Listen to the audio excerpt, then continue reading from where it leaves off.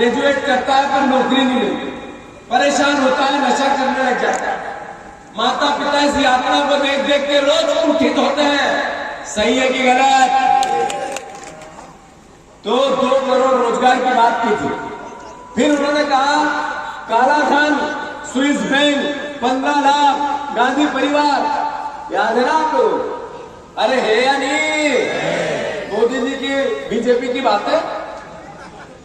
अभी आज तक लिस्ट नहीं आई स्विस बैंक की, स्विट्जरलैंड के बैंक की। 15 लाख जिससे आने थे और आपके खाते में जाने थे, 10 साल हो गए। अब लिस्ट आई एसबीआई की, तो एसबीआई की लिस्ट में 40 लोग ऐसे मिले जिन्होंने, बीजेपी ने जिन पर ईडी और सीबीआई के छापे मारे थे, और इसलिए मारे कि वो चोर है, घपला करते हैं, काला धन रखते हैं। उनसे सबसे 50 करोड़ रुपए से लेकर 500 करोड़ रुपए बीजेपी के खाते में एक नंबर में डलवा लिया। तो ये काला धन नहीं था तो क्या था? बोला तो आपको था कि 15-15 लाख आपके खाते में काला धन स्विट्जरलैंड से आएगा और डलेगा। पर किया क्या? जितने चोर थे उनसे काला धन अपने खाते में डलवा लिया। सही है कि गलत?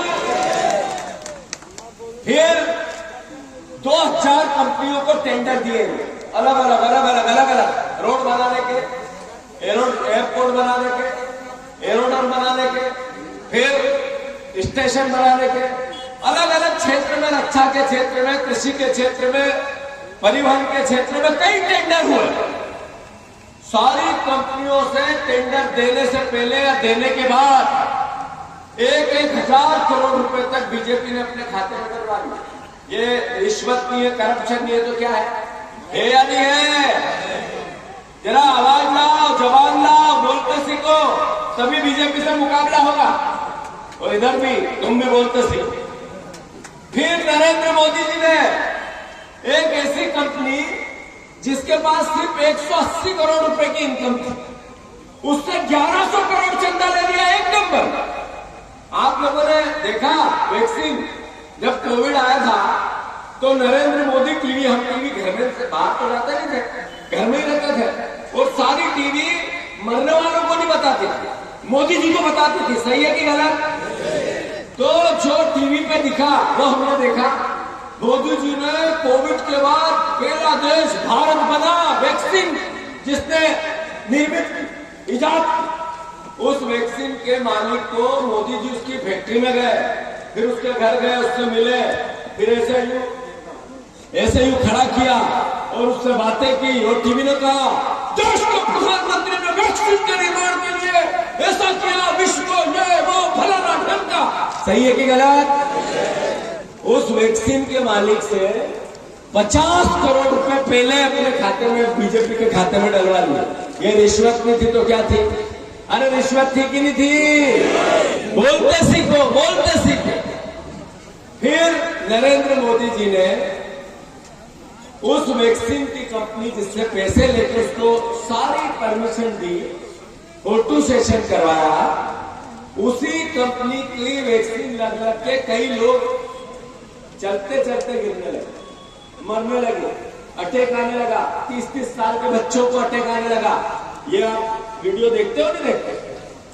बात इतनी है कि जो नरेंद्र मोदी जी ने 2014 में बोला, किसानों को बोला था कि समर्थन मूल्य की गारंटी है, एक काम नहीं किया।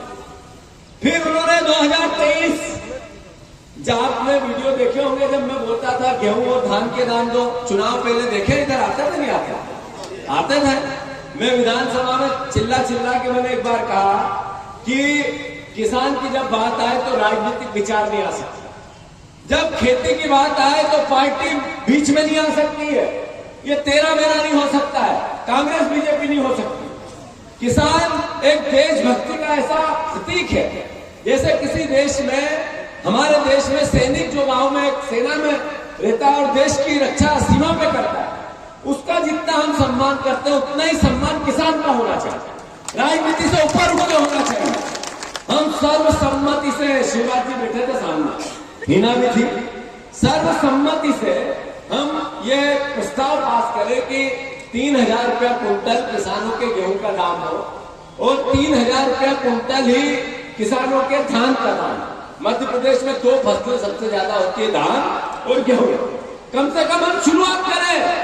बीजेपी मेरी मजाक उड़ाती थी, शिवराज जी ने भी उड़ाया, सारे विधायक मजाक उड़ाते थे, मंत्री उठ के मजाक उड़ाते थे कि ये नेतागिरी करने के लिए किसानों की बात कर रहे हैं।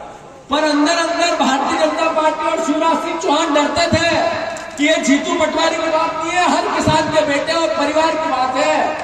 जब उन्होंने वचन पत्र दिया, मोदी जी को लेके आए, मोदी जी के मुंह से गारंटियां दिलवाई, उस गारंटी में धान के दाम 3100 था ना? अरे था या नहीं था? फिर आज 5 महीने हो गए, पड़ोस के राज्य में धान की कीमत बढ़ी हुई है।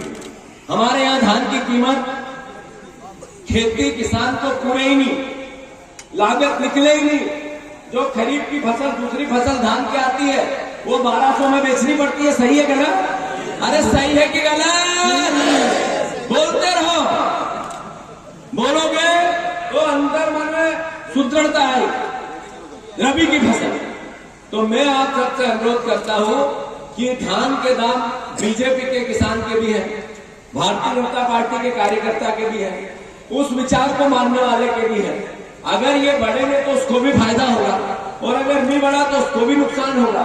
फिर मोदी जी के भाषण से अगर तेरा पेट भरा जाए बीजेपी के कार्यकर्ता का तो भर ले, पर धान के पैसे आम किसान को मिलना चाहिए।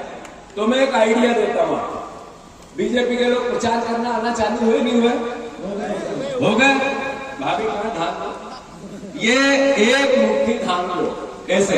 ये धान है, ये धान है, एक मुट्ठी धान लो, और जैसे ही बीजेपी के नेता आए उसकी झोली में डाल कि ना पहले इसका मूल्य ला दे 3100, फिर वोट ले ले। सही है कि गलत?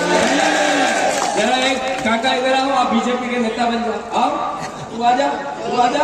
हाँ खड़ा हो, अरे आजा, आजा, अरे तू आजा भैया। वो बाबा को बोला, बाबा को बोला, वो बाबा आप आओ,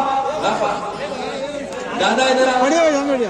याद रखना ये बात, ये वीडियो बनाओ सब, वीडियो बनाओ, फिर से सारे निकाल लो अपना अपना। काका नहीं नहीं नहीं नहीं नहीं, काका यही रहो, यही रहो। ये तुम्हारा गमछा खोलो। धान अपनी फसल अपनी माँ होती है, नीचे भी नहीं गिरने देंगे। मैं फिर से कह रहा हूँ, बीजेपी के नेता जैसे ही आपके घर आए 3100 रुपए धान के दाम दे तो वोट की बात करो, और नहीं दे तो एक मुट्ठी धान दो। ऐसे लो काका, ये एक मुट्ठी धान दो, ये धान दो, और कहो 3100 दो तो घुसो, नहीं तो अपने रास्ता ना दो। सही है कि गलत? याद रखो। तो किसान अभी बीजेपी के लोगों की गाड़ियां नहीं घुसने दे, कई गांवों से खबर आती है। मैं आप सबसे इतना अनुरोध करना चाहता हूं, ये चुनाव कितने लोग चाहते हैं कि संविधान से देश चले? हाथ ऊंचे करो। सब चाहते हो? ये लोकतंत्र को बचाने का चुनाव, ये संविधान को बचाने का चुनाव, ये चुनाव वोट के मत को बचाने का चुनाव है, ये नॉर्मल चुनाव नहीं है। तो मैं बालाघाट के परिवारजनों से अनुरोध करता हूं, एक सच्चे, सीधे, सरल, संस्कारवान और इनके खानदान के इतिहास को हम जानते हैं कि हमेशा सेवा के भाव को जीते। सबने मिलकर इनको, वोटिंग जी, सबने मिलकर इनको प्रत्याशी बनाया है। मैं विश्वेश्वर जी से, सारे नेताओं से, हमारी भाभी से, हिना से और सब परिवार के लोगों से आपने बातें सुनी है। सब एकजुटता से कांग्रेस पार्टी का सांसद बनाना चाहते हैं। हर कार्यकर्ता अपने आप को सारस्वत जी समझे, अशोक भैया समझे, और दृढ़ संकल्प ले ले कि जब तक धान का दाम भारतीय जनता पार्टी 3100 नहीं करती, तब तक बीजेपी के कमल के फूल की तरफ देखना भी नहीं है। सही है गलत? तो मैं अभी यहां से उठूंगा और थोड़ी दूर पैदल पैदल चलूंगा, और जो घर में परिवार के लोग हैं कहूंगा कि बीजेपी जैसे ही आए कि एक मुट्ठी धान दो, और कहो वोट जब मिलेंगे तब बीजेपी 3100 धान का दाम दोगे। सही है गलत? मैं बेफिक्र होके जाऊं, आप सब जिताओगे, ताकत से जिताओगे। धन्यवाद। भारत माता की जय।